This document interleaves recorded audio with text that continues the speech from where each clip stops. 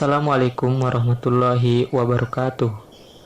Perkenalkan, nama saya Saufi Ridwan, mahasiswa Institut Agama Islam Negeri Palopo. Program studi Bahasa Inggris semester 4. Baiklah, pada kesempatan kali ini saya akan membahas mengenai pembelajaran berbasis proyek atau disingkat dengan PJBL, Project Based Learning.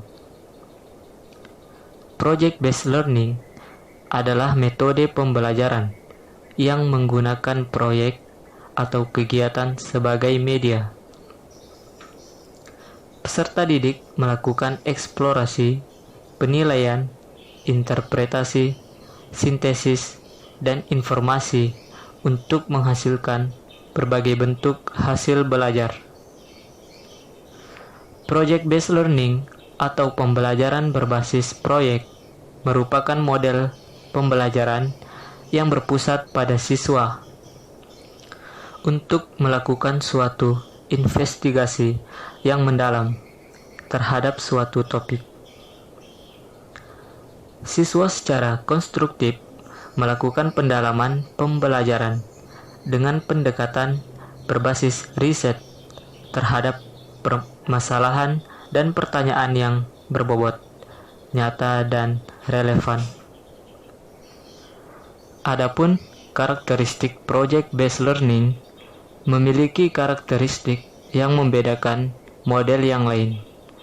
Karakteristik tersebut antara lain: yang pertama adalah centrality. Pada project-based learning, proyek menjadi pusat dalam pembelajaran. Dan yang kedua adalah driving question. Project-based learning difokuskan pada pertanyaan atau masalah yang mengarahkan siswa untuk mencari solusi dengan konsep atau prinsip ilmu pengetahuan yang sesuai. Yang ketiga, constructive investigation. Pada project-based learning, siswa membangun pengetahuannya dengan melakukan investigasi secara mandiri atau guru sebagai fasilitator. Yang keempat, autonomy. Project-based learning menuntut student-centered, siswa sebagai problem solver dari masalah yang dibahas. Dan yang kelima adalah realism. Kegiatan siswa difokuskan pada pekerjaan yang serupa dengan situasi yang sebenarnya. Aktivitas ini mengintegrasikan tugas otentik dan menghasilkan sikap profesional. Tujuan project-based learning. Setiap model pembelajaran pasti memiliki tujuan dalam penerapannya. Tujuan project-based learning antara lain: meningkatkan kemampuan peserta didik dalam pemecahan masalah proyek, memperoleh pengetahuan dan keterampilan baru dalam pembelajaran,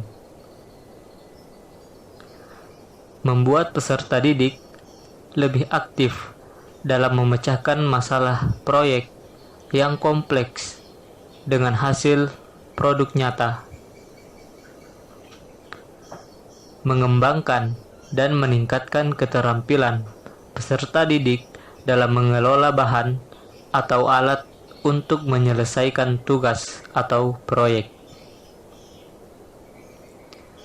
meningkatkan kolaborasi peserta didik khususnya pada project-based learning yang bersifat kelompok.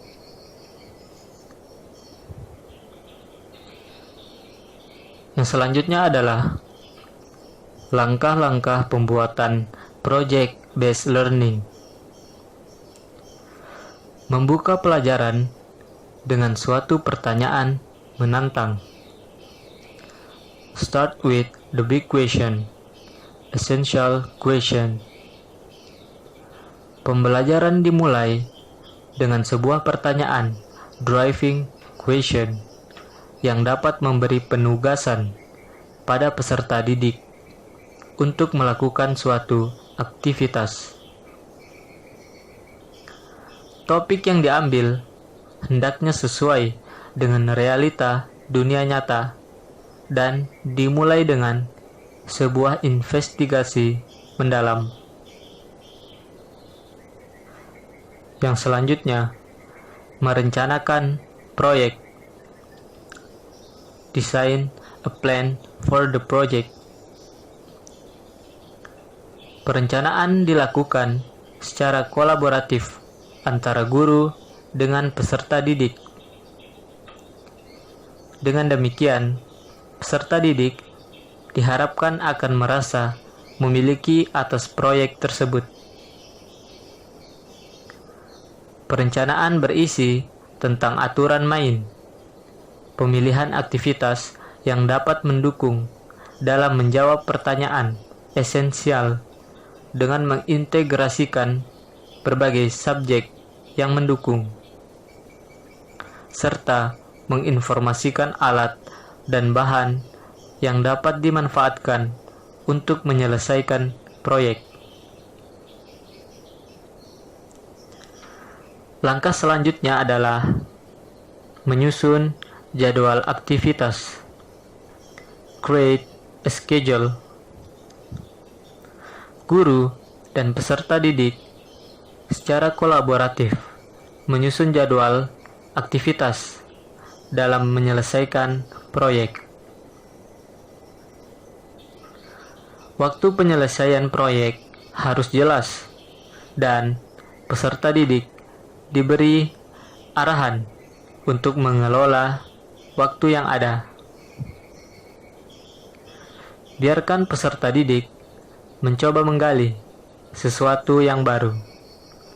Akan tetapi, guru juga harus tetap mengingatkan apabila aktivitas peserta didik melenceng dari tujuan proyek. Proyek yang dilakukan oleh peserta didik adalah proyek yang membutuhkan waktu yang lama dalam pengerjaannya. Sehingga guru meminta peserta didik untuk menyelesaikan proyeknya secara berkelompok di luar jam sekolah. Ketika pembelajaran dilakukan saat jam sekolah, peserta didik tinggal mempresentasikan hasil proyeknya di kelas. Selanjutnya, mengawasi jalannya proyek. Monitor the students and the progress of the project. Guru bertanggung jawab untuk melakukan monitor terhadap aktivitas peserta didik selama penyelesaian proyek. Monitoring dilakukan dengan cara memfasilitasi peserta didik pada setiap proses. Dengan kata lain, guru berperan sebagai mentor bagi aktivitas peserta didik. Guru mengajarkan kepada peserta didik bagaimana bekerja dalam sebuah kelompok. Setiap peserta didik dapat memilih perannya masing-masing dengan tidak mengesampingkan kepentingan kelompok. Untuk selanjutnya adalah penilaian terhadap produk yang dihasilkan. Assess the outcome. Penilaian dilakukan untuk membantu guru dalam mengukur ketercapaian standar. Berperan dalam mengevaluasi kemajuan masing-masing peserta didik. Memberi umpan balik tentang tingkat pemahaman yang sudah dicapai oleh peserta didik, serta membantu guru dalam menyusun strategi pembelajaran berikutnya.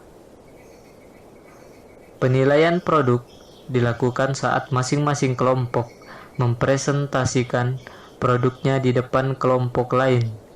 secara bergantian. Dan untuk yang terakhir adalah evaluasi. Evaluate the experience. Pada akhir proses pembelajaran, guru dan peserta didik melakukan refleksi terhadap aktivitas dan hasil proyek yang sudah dijalankan. Proses refleksi dilakukan baik secara individu maupun kelompok. Pada tahap ini, peserta didik diminta untuk mengungkapkan perasaan dan pengalamannya selama menyelesaikan proyek. Baiklah, cukup sekian penyampaian pada video kali ini, dan mohon maaf apabila banyak kekurangan dalam pengeditan maupun penyampaian pada video ini. Wassalamualaikum warahmatullahi wabarakatuh.